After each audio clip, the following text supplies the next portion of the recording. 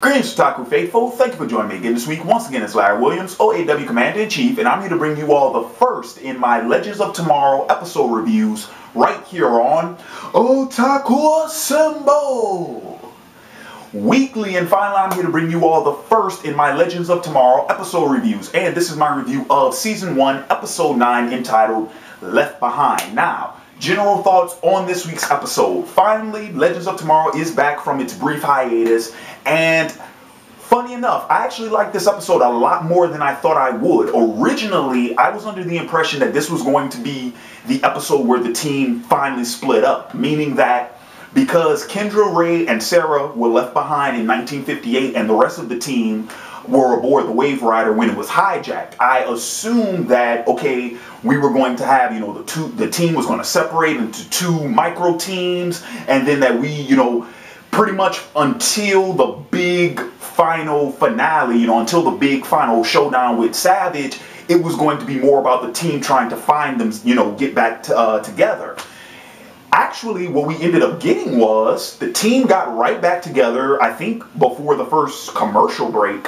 And this episode really focused on Sara, about her returning to the League of Assassins and them having to rescue her. Not just from the League of Assassins, but also having to rescue her from herself. Meanwhile, Kronos is still on the hunt of the team, and we get Kronos' big reveal, his identity reveal, which I did not see that coming at all, but I'll jump into more detail with that later on in this review. So, first off, what I think really worked in this episode, the fact that this episode decided to sort of take the time out to really focus on Sara, that this was pretty much her episode, I thought that was a good idea. For most of the series, I would say that we never really got these sort of like solo character focused like episodes. Certainly, if you go back throughout the season, we can pinpoint episodes where, okay, clearly that's Rip's episode, okay, that one that's Mick and that's Snart's episode, okay, this one that's Kendra's episode, this one that's Ray's episode, this one that's Jax and Stein's episode. But given where we left off in the previous episode, to kind of slow things down a bit and really center the conflict on one character, and then also to reinforce the idea that, what the team does in order to save one of their own, the one for all and all for one sort of theme. I like that being reinforced in this episode. It was actually pretty cool, but it does bring up a couple of questions. So pretty much here's my first question, because I immediately caught this when the name was dropped. Talia Al Ghul was mentioned in this episode. Now, I don't know if she has been mentioned in Arrow, because most of Season 3 I kind of skipped and I just went back and read up on it on Wikipedia. So I don't know if Talia was mentioned in Season 3 of Arrow. If she wasn't, she was mentioned here, which is interesting because does that mean we will potentially be getting that character later on in the Arrowverse? Who knows? I hope so. I really hope so.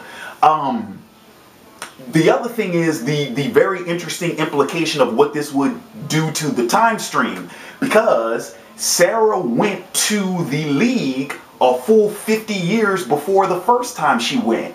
So, and I will bring this up too, because it infuriates me. How is it that in 2016, what is this, the 4th year of the Arrowverse, how have we still not decided on a pronunciation of Raish's name? Hell, even in last night's episode of Arrow, they said the pronunciation twice. Twice in less than 5 minutes, 2 different pronunciations. Malcolm said Raish, Oliver said Roz. In this episode, Sara herself doesn't even pronounce the name the same. I'm sorry, but this shit's going to, look, pick a pronunciation. Either you're going to call him Raish, which is the proper pronunciation, or you're going to call him Roz. But pick one, because the characters and then the same characters throwing around 2 different pronunciations, the shit is maddening. Let's cut it out, folks. Let's cut it out. Anyway, that's the only real qualm I had with Sara's story in the episode. That's the only real one. Now, let's go ahead and let's talk about the Kronos reveal. Okay, Once again, implications to the time stream, to the timeline. So Cronus was Mick all along. From the pilot episode, it was him the entire time. Now, once again, this brings up some interesting things. Why? Because keep this in mind. We have not, well, only once did we jump forward in time from the present. We only did it the one time when they went to Star City in the future and we found old man Oliver, this, that, and the other. Okay, that's the only time. But even that I think was before Rip's time.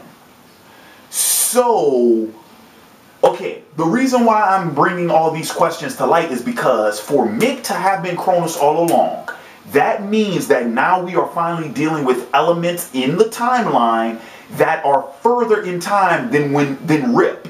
Because consider this, in order for Mick to have been in the pilot episode, in order for Cronus to have been in, where were, I think they were in Central City.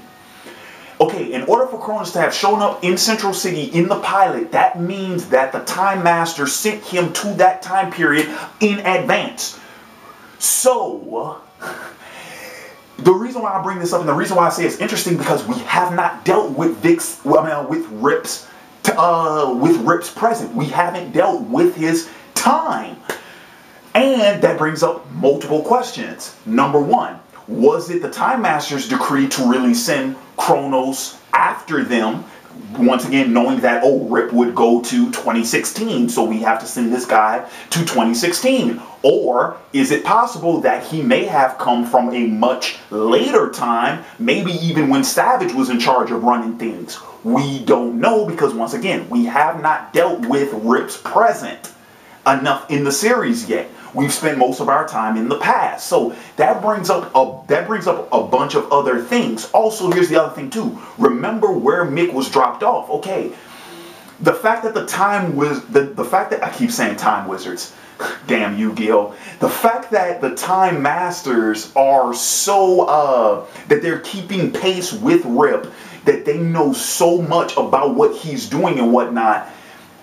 It just opens up the door for more possibilities of how involved they could be in the future. Now, I will say this, though. It is the one criticism I do have about the show, the fact that the Time Masters are not more involved in the series. Face it, with the exception of Kronos and the one other Time Master that we saw earlier in the season, those are the only two times they've gotten involved. And considering that at this point in time, Rip is a renegade, you would think that an organization as powerful as they are would be more involved in trying to apprehend him. But they just haven't. And once again, that brings up the question, are they acting on their own accord? Or has Savage's power and influence finally gotten to the point where he is pretty much running what's going on with them?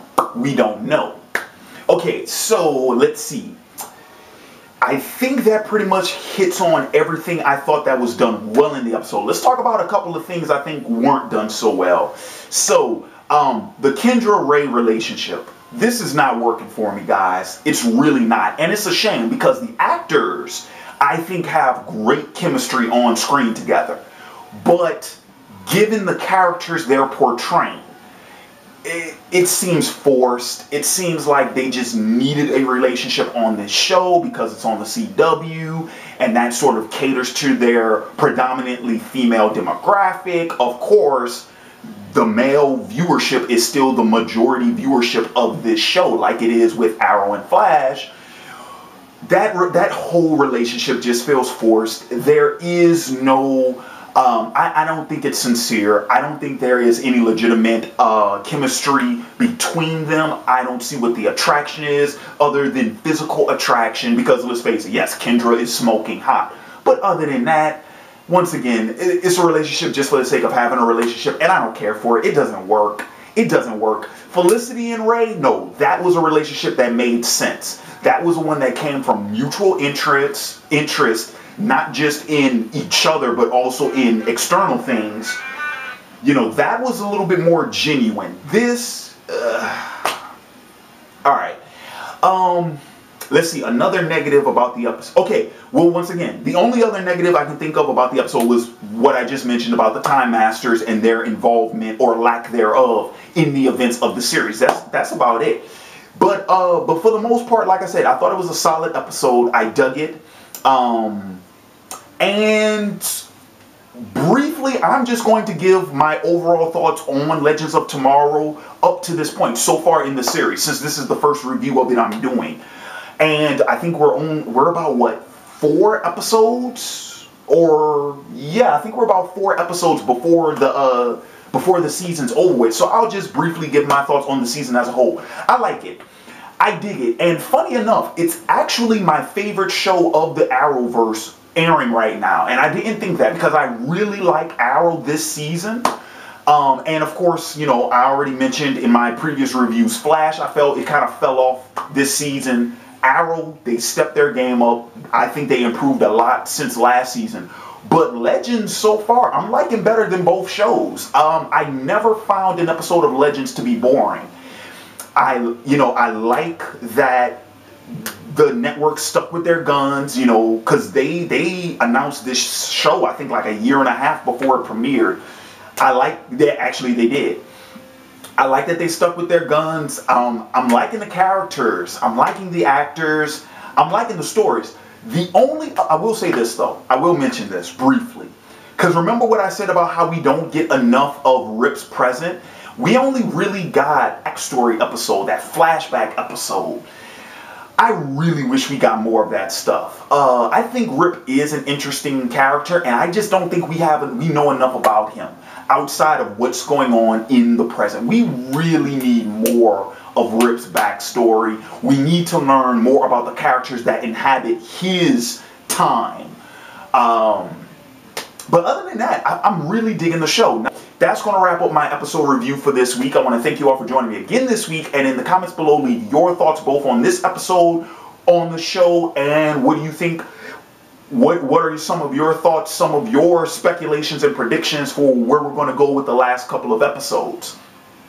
Also, if you like this review, please feel free to thumb it up, share it. Share it with fans of the show, people you know watching the show. If you think they dig my video, please feel free to share it. And if you want to stay up to date on all of OAW's videos, please subscribe to the Otaku Assemble YouTube channel. Annotation is above head. Also, a brief note. This is another thing. I didn't even know you could do this. Apparently, there is an option for you to get email updates for whenever a channel you're subscribed to posts a new video. So please, if you don't want to be caught out of the loop with any of my videos, click that email me update. By all means, go ahead. So coming down the wire, let's see. Tomorrow my Vikings episode review will be up. And with that being said, this has been Larry Williams, OAW Commander-in-Chief, signing off. And until next time, peace.